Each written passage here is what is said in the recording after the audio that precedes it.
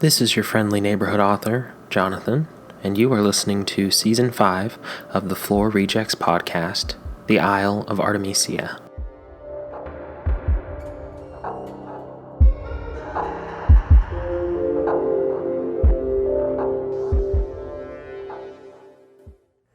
Welcome back to the Floor Rejects podcast. I am, as always, your friendly neighborhood author, Jonathan. I say it in the intro, I say it a lot, but here we are. Last week, if you are just tuning in and you missed a couple chapters, last week we lost the last of our main characters besides Barrett. Daniel went missing at the end of the chapter. Barrett wakes up. He finds Daniel climbing off the back of the boat. He seems to be in some sort of trance. His eyes are glowing like the creatures that are in the water. And he ends up climbing overboard after numerous disagreements with Daniel, in which Daniel feels like he's being accused by Barrett of making Nico and Crystal disappear, and Daniel is not really wrong in that aspect. Barrett was kind of accusing him, or at least questioning him a little too much. And Daniel has his own suspicions about Barrett because Barrett was the last person to see Crystal before she disappeared. So it's kind of an oddball situation that they were in, and now Barrett's all by himself. He's all by himself out on this boat, floating around with no idea what to do or how to get home. So without further ado, let's get into Chapter 5 of... What story is this? The Isle of Artemisia. That's right. Chapter 5. Alone. The sound of gulls calling wakes Barrett. Two seagulls dive at each other overhead, screeching and spiraling through the air in an intricate dance that was rhythmic and practiced. Their chittering was interrupted by the groaning of the lone human below them waking up. Barrett made several pained sounds as he woke up, squinting at the sun through his outstretched fingers. He looks around in confusion, but for the first time, his nightmare comes back to him with clarity. With horrifying speed, the entirety of what he had witnessed the night before comes rushing back to him. He scrambles up, running to the back of the boat, which only took a few steps. He can hear the jangling of the useless compass in his pocket. He wasn't sure why he could suddenly remember what had been happening. It was fuzzy, but there. His skin was crawling as he pictured the feet marching past his eyes. He felt like a million fire ants were marching up and down his body as he stood on deck, looking down into the crystal-clear waters. It was dark under the surface, and he almost felt as though he could see the shapes again, the heads floating in the water all around him. It was electrifying. He was sweating, but he felt ice cold. Nausea overtakes him as he shifts his gaze onto the dormant, flooded motor. It would have been an easy way home if he could just remember the direction he needed to head in, and if he knew how to fix a flooded engine. But he didn't, and he felt supremely overwhelmed. "Danny!" he calls out, the sound of his voice carrying over the calm water for entire seconds, like an empty echo. He doesn't get an answer, only the sounds of the birds flapping overhead, no longer crying out. "Daniel! Crystal! Nick!" he yells, even louder this time in frustration, so loud that his voice cracks. Still no answer. He sighs and begins to pace the ship, forward and aft, back and forth. He surveys the water, hoping to catch a glimpse of something, anything. After pacing for over an hour, his stomach growls and he realizes his mouth is bone dry. He hadn't realized with all his worrying. He goes into the cabin, rifling through the empty cabinets. No food, no water. He searches his own bag, but finds that he had drained his own supply, and so had Crystal. Then he finds half a bottle in Daniel's pack and sips it greedily, knowing that he should save as much as possible. Under Nick's pillow, he finds a sleeve of Oreos and a bottle of ouzo that he almost laughs at how ridiculous it is. He eats one cookie, then two, but pauses again, thinking to ration. He had no idea how long he would be out here. In the heat of the cabin, he can feel his emotions beginning to boil over. He's frustrated, scared, and as manic as he has ever felt in his life. It felt to him as if the world was vibrating too fast for his body, as if the very air around him was running on a different frequency, and it was as though that oxygen was being sucked from his blood.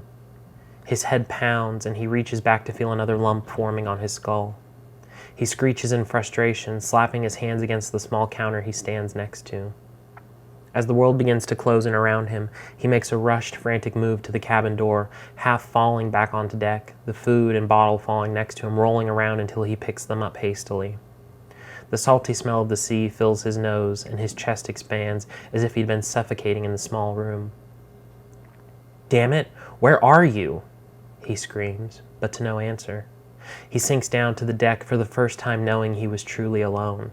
He was used to feeling alone, but truly being alone was new to him. There was no one coming to his rescue. He had no idea where his friends went, and Nick was likely with them. He had no idea how to pilot a boat, and even if he did, he had no idea where to pilot it to.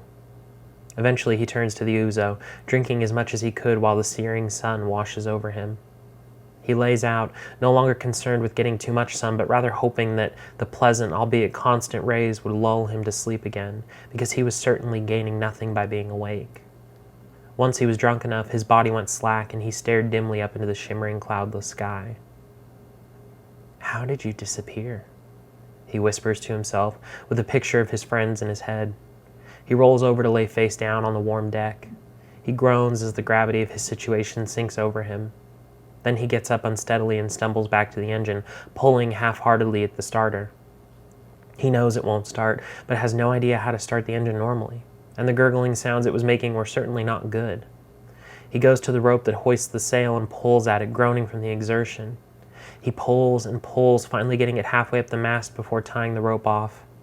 He lets out a drunken giggle as the boat begins to creak and shift while he ties the rope sloppily. He felt that he was finally getting somewhere. He sits down, laying on the roof of the cabin, and giggles again, pulling the compass from his pocket. In his intoxicated state, he thinks back to the map he had glanced at while he was preparing for the trip. He thought he remembered that the shore of their villa had been on the eastern shore, and so he assumes that the boat needed to head west. He looks at the compass, and to his amazement, the boat seemed to be headed in the right direction. He laughs out loud at the luck of it, as he has no idea how to redirect it, and he climbs down onto deck, taking a deep drink of the water bottle Daniel had left behind, eating the rest of the Oreos in a bout of euphoria as the boat clips through the water. He settles down after a few minutes, a stomach full of cookies, and goes into the cabin, lying down on Nick's bed. He doesn't intend to sleep, just rest for a few moments as the boat does all the work. He has confidence in his memory of the map, and he tries to fight the growing panic in his gut that he was making a huge mistake. But he reasoned, his friends were missing. The boat of the owner was missing, and therefore he had no choice but to try and find his way back to shore. As he drinks more ouzo, his daydreams that his friends were waiting for him on shore become more vivid. He conjures an image of them standing on shore, jumping and waving as he pulled the boat back to the dock. He smiles drowsily, rolling his eyes as the Nick in his mind concocts some story about why they had disappeared and how they'd been trying to come back for him. But as he closes his eyes, he remembered Daniel climbing into the water the night before, an image he had tried to push from his mind as he held on to hope. Just before he falls asleep, he remembers the night Crystal had slipped overboard, and that night that Nick had been sitting above him on the roof of the cabin. Then he is asleep, the boat rocking along in the sea, its involuntary pilot snoring and drooling inside. When Barrett wakes, his mouth is once again dry, but his head does not hurt so much. Excitedly, he scrambles out of the cabin into the blackness of night, looking out hopefully for lights, listening for sounds, but finds nothing. The boat still moves along, but it had not come up on the shore, and he was sure it didn't take this long to get to their swimming spot. He groans loudly in frustration and claps his hands together tightly, feeling his nails digging into his skin. He tries to think of a next step, of some solution, but the longer the vessel sliced through the water, the more he thought that his biggest mistake of all was trying to help himself. He goes up to the ropes and unties the sail, letting it collapse. The boat slows immediately. He drops anchor again and goes back to the cabin, flopping down onto the bed and letting his eyes close. He was out of options, no more choices left to get himself out of this. He knew that if he didn't keep sailing into the middle of the unknown, he had a better chance of being found. So he kept his eyes closed and tried to sleep again. He was exhausted from the heat, from the lack of food and water, but the worst was the panic. He was completely drained from the constant panic he'd been experiencing from the moment he started packing his suitcase, and it was all culminating on a rickety, lonely seaboat in the middle of a strange ocean. Just as he feels the edge wearing off, as he knows his body is ready for another night of restless slumber, he hears it, the slapping. He doesn't move for a moment, hoping that maybe he was hearing something that wasn't there, but it continues. He moans in fear, a sad wail that he stifles while he scrambles up to lock the door. He flips the latch and looks around for something, anything he could block it with. He grabs the 2 little bar stools, but the bed is anchored down. Then he pushes the packs and bedrolls against it, before finally putting his back to the pathetic stack of objects. The slapping gets closer outside the door, and he can hear it as someone descends the couple of stairs to it. The door rattles softly at first, but after a moment harder. It shakes, and Barrett has to cover his mouth again from letting out squeaks of terror. He knew whoever was out there wasn't there to rescue him. This wasn't his way out. These were the same people that he had seen. It was the people who were floating out in the ocean. It was the people who must have taken his friends. The door rattles again, harder than before, and Barrett can hear the cracking of the frame on the thing as something from the other side slammed against it. He bears down, using his shoes to keep grip against the door as the stools fall over. Outside, he can hear not only the pounding on the door, but the sound of fabric ripping, long, deep, tearing sounds. He knew it was the sails, but he didn't dare try and stop whoever it was. "No," he whispers, as the banging gets harder and harder, the wood around the door splintering slowly. Then it stops, all at once. All that he hears is quiet splashing for a few seconds, and then nothing. He stays where he is, pushing as hard as he can against the door until his legs shake and his body is as tense as a coiled spring. When he finally lets go, a huge breath he didn't know he was holding escapes from his chest, and he slowly, silently moves everything away from the door. He unlocks it, and he peeks cautiously outside. He doesn't see anything or anyone, and so he goes out on the deck, and finds nothing. No sign of people, nothing out of the ordinary. Shaking, he goes back into the cabin, relocks the door, and pulls one of the sleeping mats up against it. He lays down, trying to fall asleep. He knows he won't get much rest as he stares at the ceiling. He can't piece it together. What was happening was too much for him to handle. Barrett knew that it was impossible what he had seen the last few nights. That was why he was so sure it had been dreams when he saw people floating in the water, staring up at him, staring up at Nick, his friends. The more he focused on the dreams, though, the more he felt that it was real, what he had seen. He remembered the sounds so clearly of the people climbing on board. He remembered seeing the feet walking past him. While he was focusing, trying to remember the details, he calms down. His heartbeat slows while he tries to recall every scene. As he stills, his body gets looser and he thinks he may finally fall asleep. But he digs his nails into his thighs, trying to force himself to stay awake, scared that whatever had been outside the door was coming back. He fights it for a long while, long enough for light to start shining from the gap under the door. When the light finally starts to spread out over the floor, bright enough for him to feel safe, he does fall asleep. He has a deep, calm sleep that he hadn't had for days, even through the thirst and the hunger and the fear. He sleeps like the dead until the light under the door begins to fade again. He sleeps through an entire day, into the late afternoon, and when he finally does wake up, it's to a shocking discovery. Okay, I'd like to say something about this chapter. I think that it does a good job encompassing what it's like to be left alone with yourself. Or, I should say more accurately, what it's like for me to be left alone by myself. There's a couple portions that I think came from real life. The first portion is where he's talking about how it feels like the oxygen is being sucked out of his lungs. It felt to him as if the world was vibrating too fast for his body, as if the very air around him was running on a different frequency, and it was as though the oxygen was being sucked from his blood. His head pounds. Yeah, that. I really like that. Sorry, I'm making a change. I really like that description because for me, when I'm feeling particularly overwhelmed, and my little pills are no match for when I'm feeling truly overwhelmed, it's like the world around me is vibrating against my skin, and I can't do anything about it. It's kind of like being underwater, sort of. but instead of it being water, it's like sandpaper against your skin. Like, it feels like everything in the world is rubbing up against you at once and causing all this friction, and it's all going at a different speed than you are. And it's so overwhelming, and it's so othering.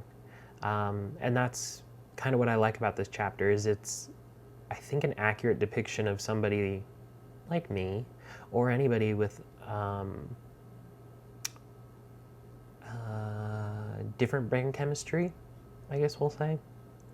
How anyone with different brain chemistry kind of reacts to being left alone with their thoughts. There's another section that I like, and I can't remember what it was, but, this part I really like. He was sweating, but he felt ice cold. Nausea overtakes him as he shifts his gaze onto the dormant, flooded motor. Have you ever felt like that? Like, something so scary, so terrifying, so shocking happens all at once, and it feels like your whole body gets cold and you get the tingles, but you're burning up at the same time. Like, I don't know, it feels so intense that you feel like there's a sound that should be made, like a shock sound, but it's just your body reacting to this like weird situation that you've put yourself in or that you're stuck in. And I really like the descriptions of how he feels in the moments where he realizes he's alone and where he truly is all alone with no hope. The other things that I kind of had to not relate so much to was him drinking. I don't drink, but I figure if there was ever a time to drink, even if he didn't drink, being stranded alone on a ship with a flooded motor and eventually torn sails, but not quite yet, is the time to start drinking and eating all your Oreos, which I thought was just a fun little touch. But he just kind of loses hope. He loses control, and I can totally relate to that. I relate to it on a daily basis, not to this degree, but like with my dieting, for instance.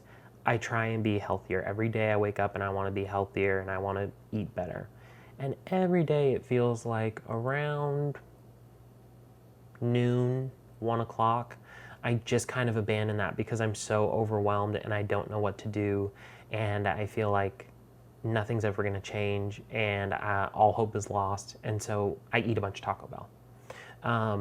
And I kind of am working on reframing that. And while it's not the same as what he's going through, that feeling of throwing it all away every day, or throwing it all away when you're frustrated by something or there's no hope, is, I think, relatable. I think it's something we can all relate to.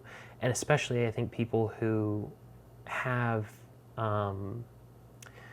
differently wired brains, like wired in a way in which getting overwhelmed is not just getting overwhelmed, but it will ruin your day, your week, your month, getting overwhelmed just one time.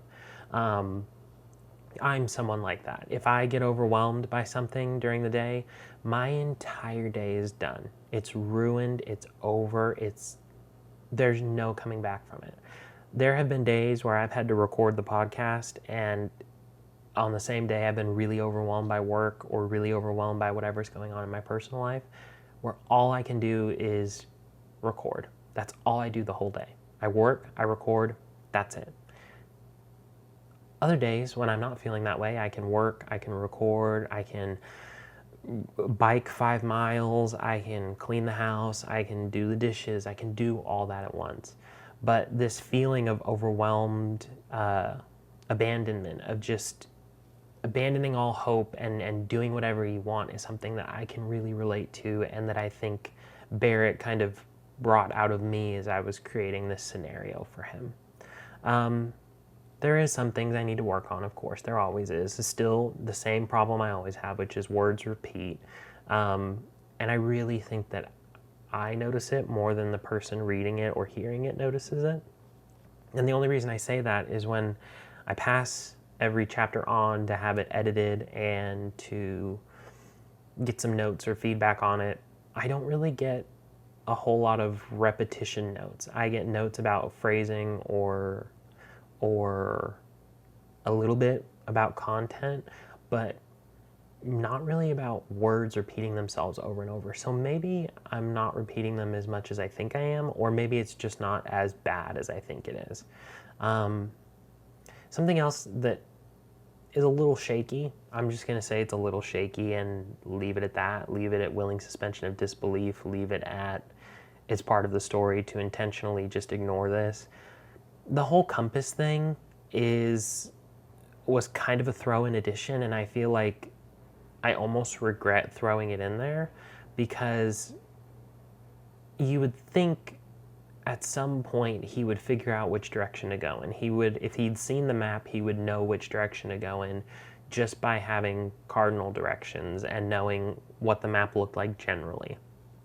But I'm going to go ahead and just say that it's a character flaw, that he's so bad at directions, he just can't figure it out.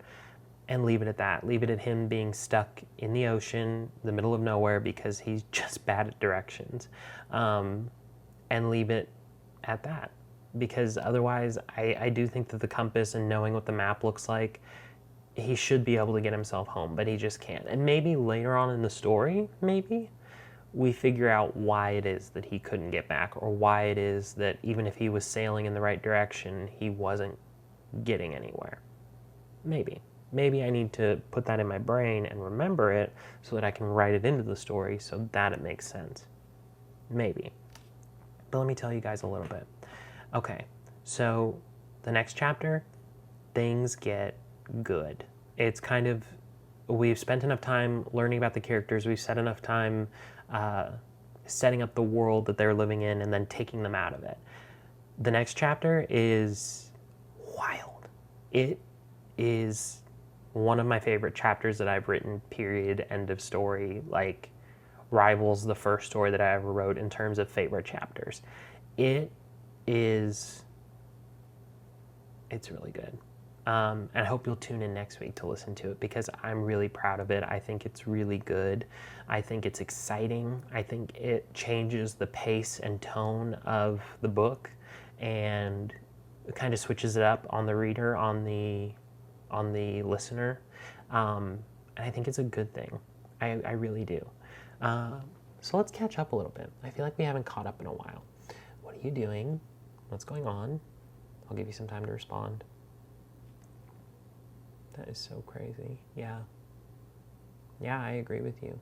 Yeah, you should leave him. Yeah. Nothing new's going on here, but I wanted to remind you of a few things. So if you're listening to this podcast, please do me a favor. Please. If you do nothing else this week, and it's okay if you don't do anything else this week, will you just go on your podcasting app of choice? Well, hopefully it's Apple Podcasts, but if not, whatever podcasting app you're using, and leave me a rating, a 5-star preferably. I would really appreciate it. If you are watching this on YouTube, you're one of the few people who watch it on YouTube, if you could give me some engagement and just let me know that you're there. Because I spend a little bit of time, well, I don't want to be that guy. I spend a fair bit of time editing these every week, even though it seems like they're pretty thrown together. That's just because I'm bad at this. Just let me know you're there.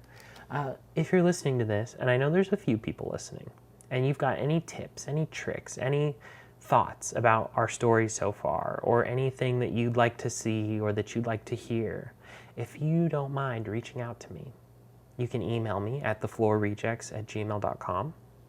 You can tweet me at floorrejects on Twitter. I have a Twitter. Isn't that fun? You can also find my book on Amazon. We Just Call It Love.